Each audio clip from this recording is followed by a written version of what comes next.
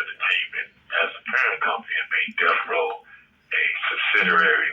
And so there's 100% ownership through my trust. Harry O claimed to have come up with a parent company called Deathrow Records based on his situation in prison. Until I brought Deathrow into the equation on paper as a company, there was no Deathrow. I started because of my situation. Compton artist Eazy-E, who is a member of NWA, was said to have been first offered the parent company through Harry O, which was attached to the Crips in Compton. Pat Johnson was a high-profile kingpin in Compton who was affiliated with the Crip street gang, who had gotten on a deal with Harry O. Harry O and Pat Johnson both shared David Kenner as their attorney, with the connections both tying into the Iran-Contra affair. Harry O brokered a deal with Pat Johnson's money, where Johnson had $1.5 million of drug money on the street, which was awaiting to be invested into the parent company Deathrow Records, once people were found to head the company on the street. Southside Compton Crip KeefeD, who was connected to Pat Johnson and had ties into the Colombian cartels, had the information passed to Eazy-E about acquiring Deathrow Records. Eazy-E refused the deal as he already had his highly successful record company Ruthless Records,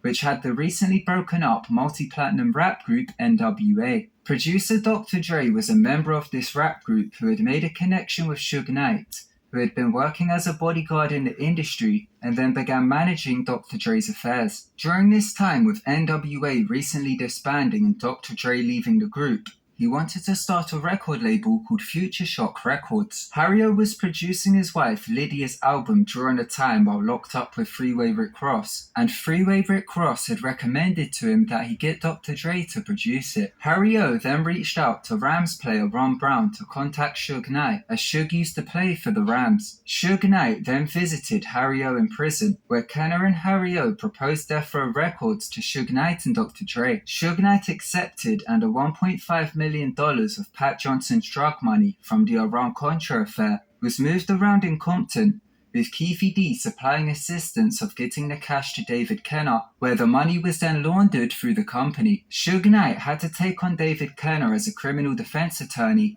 and principal business attorney for the label as part of the deal. Harry O had soon received the incorporation paperwork to find out that David Kenner had set up a separate Deathrow Records, being split from Godfather Entertainment after they had successfully launched a brand using the money. Suge Knight and David Kenner now had their own Deathrow Records company, separate from Harry O. This had been done as part of a distribution deal with Interscope Records, which was a parent company of Warner Music Group.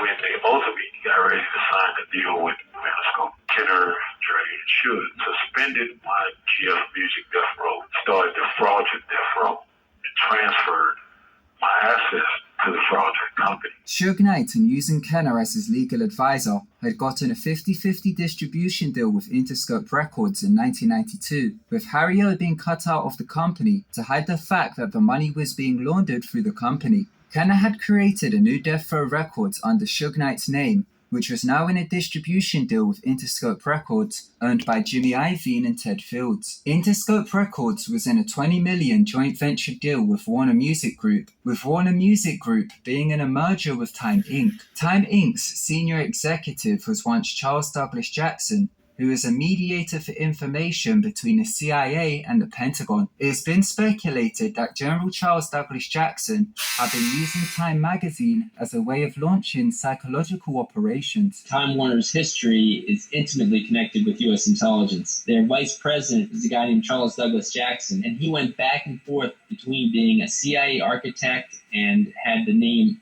head of psychological warfare, and then being head of Time Incorporated, vice president of Time Incorporated. He was running psychological warfare operations through Time Incorporated's magazine. In the 1990s, Warner Music Group had purchased many record labels, which included the joint venture with Interscope, with them acquiring a 22% share of the domestic music market in America. Lydia Harris, being Harry O's wife, threatened to go public about Harry O's involvement, which would have implicated Interscope and Warner Music Group in the money laundering fiasco, which resulted in a lawsuit between Harry O and Jimmy Iovine being through the situation of the company's founders and the money laundering fiasco. Kenner had met with Harry O in prison to discuss the lawsuit, where Harry O had been offered a can of Sprite. Harry O was hospitalized following the meeting with symptoms of poisoning, and it was the last time he had ever seen David Kenner.